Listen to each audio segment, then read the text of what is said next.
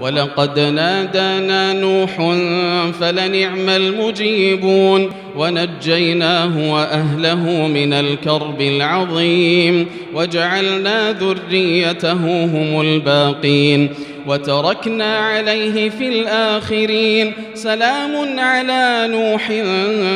في العالمين إنا كذلك نجزي المحسنين إنه من عبادنا المؤمنين ثم أغرقنا الآخرين وإن من شيعته لإبراهيم إذ جاء ربه بقلب سليم إذ قال لأبيه وقومه ماذا تعبدون أئفكا آلهة دون الله تريدون فما ظنكم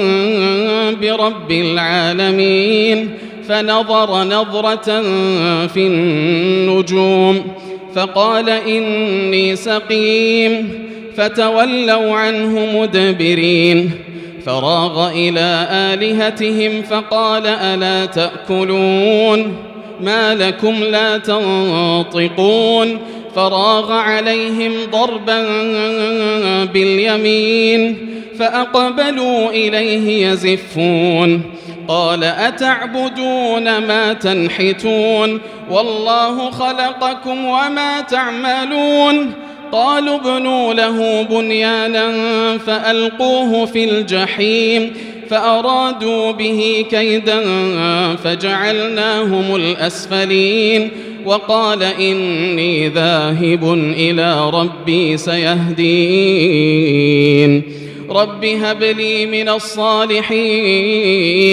فبشرناه بغلام حليم فلما بلغ معه السعي قال يا بني إني أرى في المنام أني أذبحك فانظر ماذا ترى قال يا أبت افعل ما تؤمر ستجدني إن شاء الله من الصابرين فلما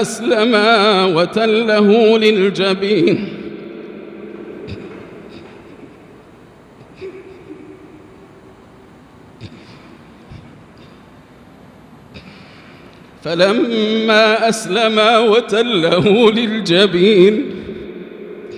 وناديناه أن يا إبراهيم قد صدقت الرؤيا إنا كذلك نجزي المحسنين إن هذا لهو البلاء المبين وفديناه بذبح عظيم وتركنا عليه في الآخرين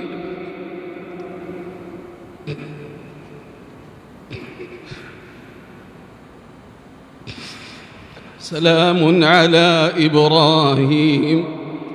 كذلك نجزي المحسنين إنه من عبادنا المؤمنين وبشرناه بإسحاق نبيا من الصالحين وباركنا عليه وعلى إسحاق ومن ذريتهما محسن وظالم لنفسه مبين ولقد مننا على موسى وهارون ونجيناهما وقومهما من الكرب العظيم ونصرناهم فكانوا هم الغالبين وآتيناهما الكتاب المستبين وهديناهما الصراط المستقيم وتركنا عليهما في الآخرين سلام على موسى وهارون إنا كذلك نجزي المحسنين إنهما من عبادنا المؤمنين